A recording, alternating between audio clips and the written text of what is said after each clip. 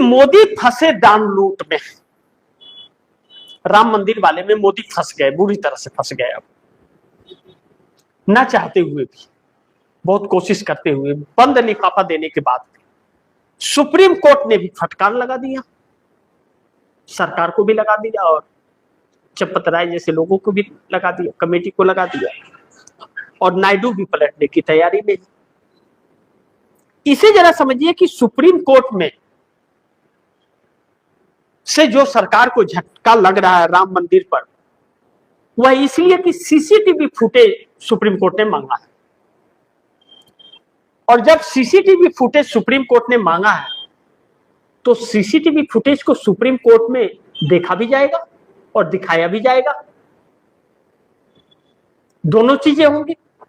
या फिर सीजीआई चुपचाप बंद कमरे में, जैसे बंद लिफाफा गया वैसे बंद कमरे में वो देख लेंगे, ऐसा तो नहीं होगा। बंद कमरे में देखे, उनको तो सबके सामने देखना पड़ेगा फिर।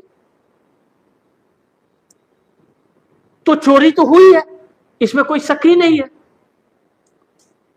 तो क्या जब चंपत राय की कस्टडी में सब कुछ था,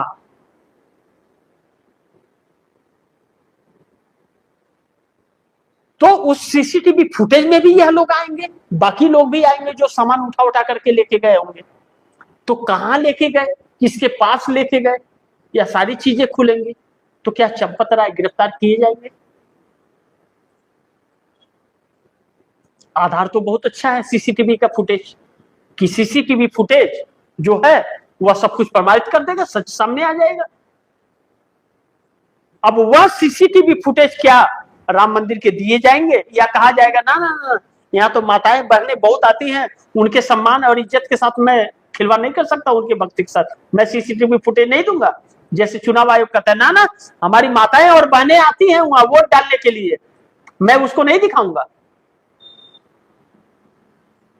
यह नकारापन अपना छिपाने के लिए एक बहाना है। खुद देखेगा लेकिन देश को नहीं दिखाएगा, क्योंकि बंगाल में चुनाव लूट लिया और ममता बनर्जी ने आरोप लगाया कि 6 घंटे का सीसीटीवी फुटेज दिखा दो, 12 से लेकर 6 बजे के अंदर का शाम का। पता चल जाएगा कि 150 सीटों पर भारतीय जनता पार्टी ने कैसे चोरी की है और चुनाव आयोग ने, और सुप्रीम कोर्ट भी इस पर गंभीर नहीं है। वोट लेने के लिए ठीक है, महिलाओं के साथ दुष्कर्म या करते हैं, लेकिन सीसीटीवी फुटेज नहीं दिखाएंगे। तो अब सुप्रीम कोर्ट की भी साख की बात है कि सुप्रीम कोर्ट इस पर क्या संज्ञान लेता है। फुटेज तो सीजीआई ने मांगा है, लेकिन वह भी कहीं बंद लिफाफे में चला जाए कि लो भाई बंद लिफाफे में पेन ड्राइव में दे रहे हैं, बाद में वहां रोमांटिक गाने निकल जाए और बाद में सीजीआई बोले कि हाँ फुटेज तो हमने देखा, फुटेज में तो कुछ है ही नहीं। क्योंकि जिस तरह से न्यायपालिका के परिणाम आ रहे हैं और इनकी टिप्पणियां और इनके कर्म आ रहे हैं, उससे यह साफ जाहिर होता है कि भरोसा तो नहीं कर सकते।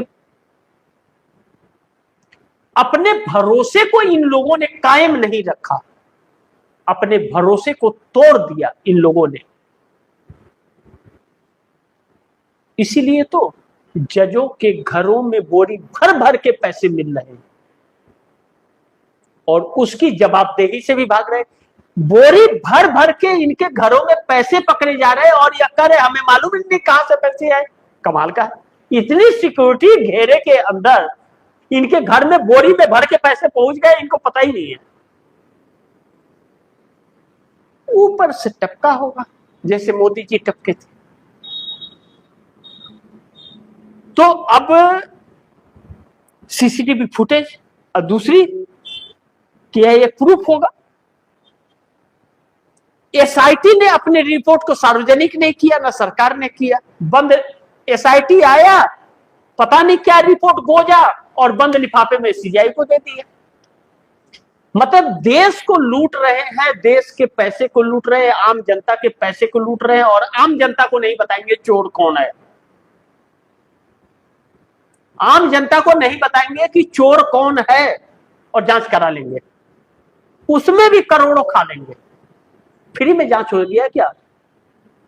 यह अपनी जेब से पैसे लगा किया एसआईटी की किसी टीम ने किसी अफसर ने अपनी जेब से खर्च करके गया था जांच करने के लिए, या इस देश के लोगों के दिए हुए टैक्स के पैसे से गया था? लेकिन नहीं दिखाएंगे क्योंकि सत्ता में है और बंद लिफाफे में चला गया। उसकी असलियत भी आपके सामने नहीं आएगी। उम्मीद मत करना, 1% भी नहीं करना कि आपके सामने सच्चाई आएगी, बिल्कुल नहीं आएगी। यह लोग आने नहीं देंगे, क्योंकि कोई चोरी कर रहा है और अपनी ही चोरी का सबूत आपके सामने पेश करेगा और नाम, ऐसा हो सकता है क्या कभी? लेकिन दान लूट पर मोदी बुरी तरह फंस तो गए हैं और इसके परिणाम चुनाव में भुगतने भी पड़ेंगे। इस बार जनता इनके खिलाफ हुई है 86.8%, जो इनके लिए आने वाले वक्त में इन्हें कीमत उसकी चुकानी पड़ेगी। इन सब के बीच एक बात आम जनता कहती हुई नजर आ रही है कि भाजपा राम के नाम पर सरकार बना दे। राम के ही नाम पर सत्ता में आई थी और राम के ही नाम पर सरकार चली भी जाएगी। यानी कि जो इनकी असली हैसियत थी, दो लोगों की पार्टी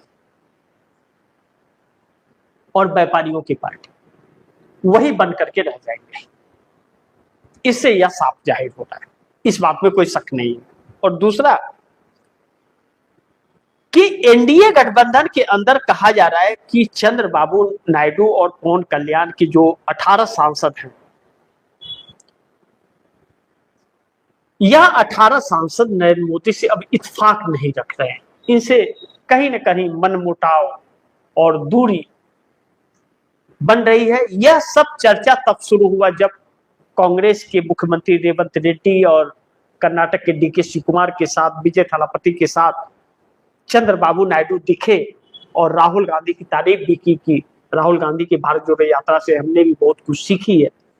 और कहा जा रहा है कि विजय थलापति, इस सबसे बात होने के बाद मुस्लिमों को आरक्षण विजय थलापति ने पास किया,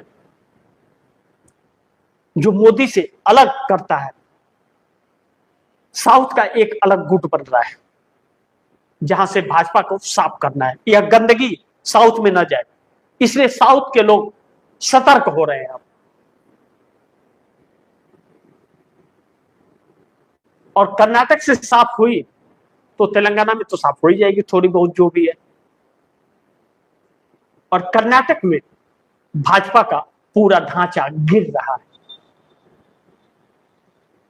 ऐसे में भारतीय जनता पार्टी इनके साथ 18 सांसदों के साथ एनडीए गठबंधन के भाजपा के भी 136 सांसद मिल करके और मोदी के खेल को बिगाड़ रहे हैं। इसीलिए 3 बिल जो लाना था, इससे वापस कदम खींचना पड़ा है। तो 3 झटके एक साथ में हो रहे। मोदी दान लूट में फंस भी रहे हैं। सुप्रीम कोर्ट ने थोड़ी सी ईमानदारी और दिखा दी अगर, तो फंस भी जाएंगे। सुप्रीम कोर्ट ने फटकार भी लगा दिया, लाओ सीसीटीवी फुटेज और प्रधानमंत्री जवाब दे, क्योंकि सुप्रीम कोर्ट ने तो प्रधानमंत्री को जिम्मा सौंपा था। और नायडू भी अगर पलट गए और ऐसी अगर तैयारी कर रहे हैं तो मोदी सरकार चंद दिनों की मेहमान है। तब फिर राहुल गांधी की बातें एक बार फिर सत्य होने जा रही है कि सरकार 1 साल के अंदर गिर जाएगी। बाकी आप दर्शकों की क्या राय है, क्या सुझाव है, कमेंट बॉक्स में जरूर दीजिएगा। इस खबर को ज्यादा शेयर कीजिए, अपने दोस्तों को भी कहिएगा आगे शेयर करें। और आपने अगर टीएफडी इंडिया न्यूज़ 24 को सब्सक्राइब नहीं किया, सब्सक्राइब कर लीजिए, अपने दोस्तों को भी कहिए सब्सक्राइब करें। मिलते हैं अगली खबर के साथ, तब तक के लिए नमस्कार। लेकिन